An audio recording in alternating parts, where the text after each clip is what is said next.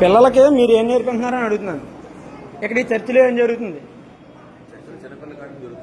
ఏమండి? ఇప్పుడు ఏం పాట పాడించారు? ఎవరి పిల్లల్ని తీసుకొచ్చారు? వీళ్ళంతా హిందూ పిల్లలు, హిందువుల పిల్లలు తీసుకొచ్చి ఏం జరుగుతుంది ఇక్కడ? ఇళ్ళకి వచ్చి పిలిచారు మీరు. మా ఇంటికి కూడా నిన్న వచ్చారట. ఏంటి ఏం చేద్దామని మీరు? ఈ దేశంలో అసలు ఏం చేద్దామని ఏం జరుగుతుంది? హిందూ పిల్లల్ని ఈ వేసవకాలం పేరు చెప్పి మేము పొద్దున్న టిఫిన్లు పెడతాం, భోజనాలు లేవా మీ ఎవరికి? ఇంటి దగ్గర మీ అమ్మ నాన్నలు పెడతలేదమ్మా? పెడుతున్నారా? మరి ఎందుకు ఇక్కడ రావాలి మనం? మనకు ఒక దేవుడు ఉన్నాడా లేదా? మనకు ఒక ధర్మం ఉందా లేదా? మీకు ఏ దేవుడు అన్న అన్యాయం చేశాడా?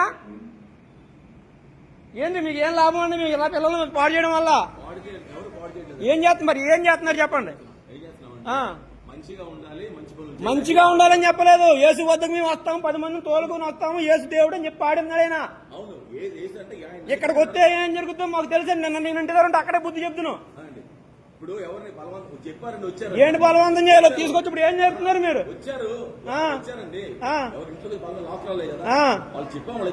అమ్మా, మనకు దేవుడు ఉన్నాడు.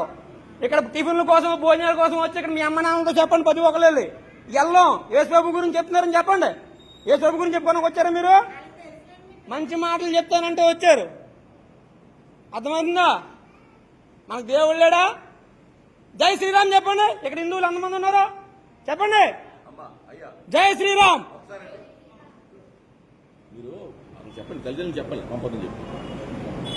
వీళ్ళంతా హిందూ పిల్లలే. అవునండి, మీకు కాదంటలేదు.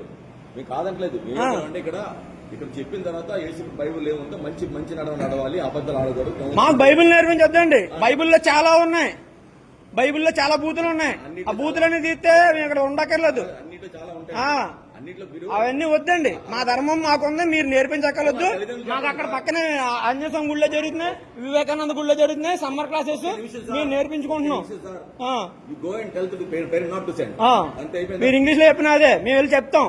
మేము ఇప్పుడు మీరు ఖాళీగా ఉండి ఇంక దీని మీద వచ్చి ఆదాయంతో బతుకుతూ ప్రతి ఇంటికి వెళ్ళి చెప్తున్నారని మేము అదే పని మీద వెళ్ళలేం కదా.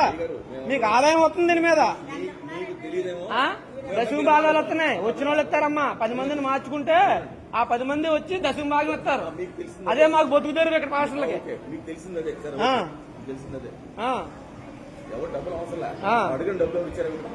ఏంటి డబ్బులు అప్పుడు కాదు, వాళ్ళు ఎందుకు ఇస్తారు? ఫస్ట్ వీళ్ళు మార్చాలి, తర్వాత తరాన్ని మీరు తయారు చేస్తున్నారు. మీరు హిందూ పిల్లల్ని తీసుకొచ్చి యేసు ప్రభు పాట పాడించాల్సిన పని ఏంటండి మీకు?